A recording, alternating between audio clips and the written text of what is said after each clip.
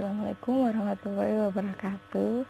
Saya Nurmardia Atin dari Universitas Sunan Bonang Tuban, Fakultas Hukum semester 6B.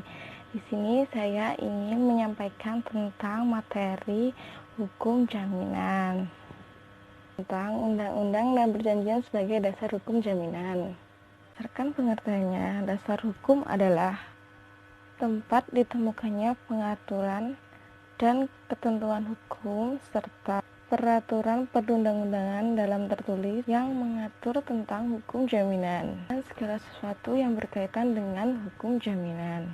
Aturan dan ketentuan hukum dan perundang-undangan jaminan yang dimaksud adalah dalam hukum positif dan ketentuan jaminan yang sedang berlaku di saat ini.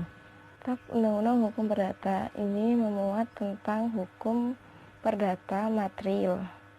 Ketentuan jaminan ini dapat dijumpai dalam buku kedua KUH Perdata yang mengenai tentang hukum keperdaan. Kitab Undang-Undang Hukum Dagang.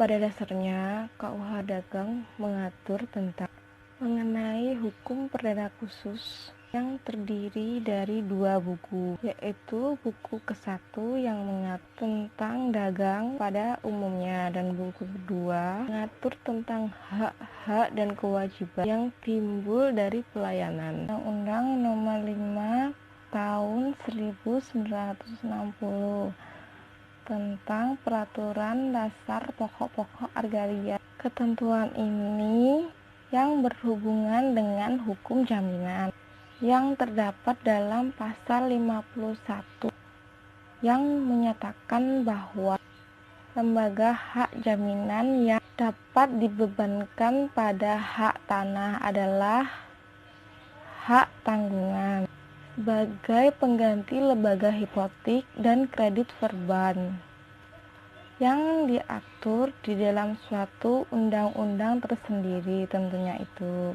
Undang Nomor 4 Tahun 1996 tentang hak tanggungan atas tanah bersertakan benda-benda yang berkaitan dengan tanah. Berlakunya hak tanggungan benda ini, maka mengenai ketentuan-ketentuan kredit verban seluruhnya tidak berlaku lagi.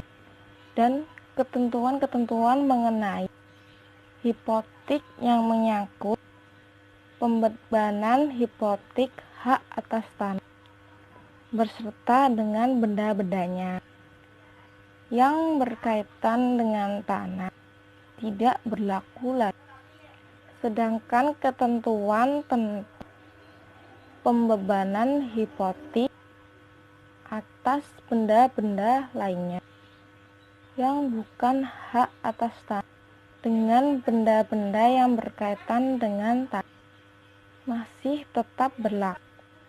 Hal ini dimuat dalam ketentuan pasal 29 tentang hak tanggungan Undang-Undang Nomor 42 Tahun 1999 tentang jaminan fidusia.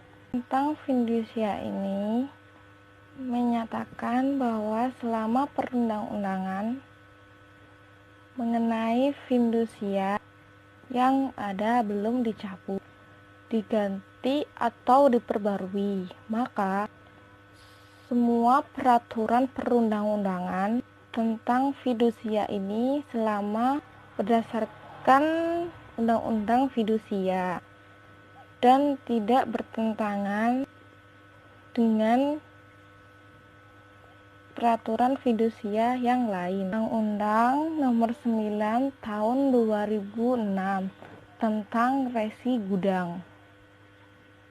Undang-undang ini mengalami perubahan pada tahun 2011 menjadi Undang-Undang Nomor 9 Tahun 2011 tentang perubahan Undang-Undang Nomor 9 Tahun 2006 tentang sistem resi gudang. Perjanjian sebagai sumber hukum jaminan.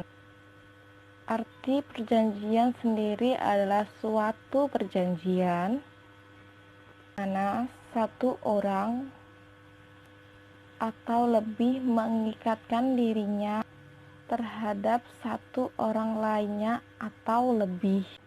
Perjanjian jaminan. Perjanjian jaminan di sini ada 2 poin. Poin pertama adalah kredit yang diberikan selalu disertai dengan jaminan yang bertujuan untuk menghindarkan adanya resiko debitur yang tidak mampu melunasi hutang-hutangnya. Yang kedua adalah fungsi dari hukum perjanjian jaminan adalah memberikan hak dan kekuasaan kepada kreditur untuk mendapatkan pelunasan dari jaminan tersebut.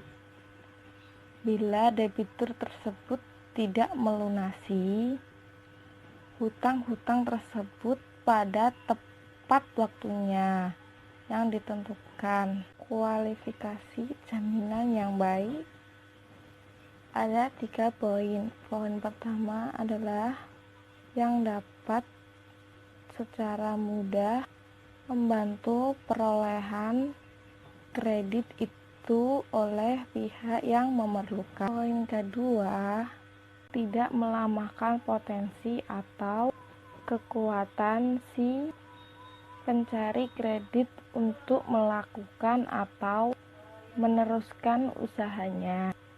Poin ketiga, yang memberikan kepastian kepada si pemberi kredit atau kredit. Perjanjian jaminan.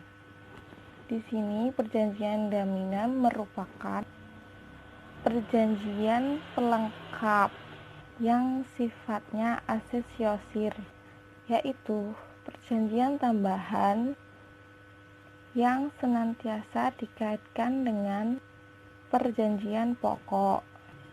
Tujuan dari perjanjian jaminan ini adalah melengkapi perjanjian pokok dan untuk menjamin kepastian dari debitur dalam melunasi hutang-hutang tersebut kepada kreditur.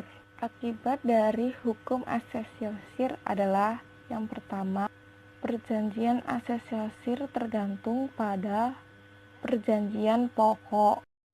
Sekian dan terima kasih. Mohon maaf bila ada salah kata. Wassalamualaikum warahmatullahi wabarakatuh.